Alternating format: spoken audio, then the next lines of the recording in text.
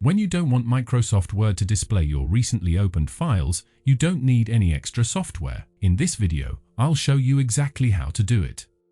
To hide your recent documents, open File menu, click More, and then select Options. When Word Options window opens, select Advanced tab. From here, scroll down until you reach on Display section.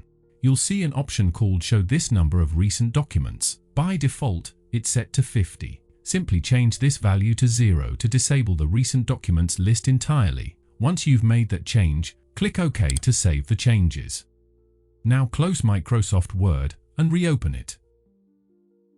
You'll notice that the recent documents list is no longer displayed.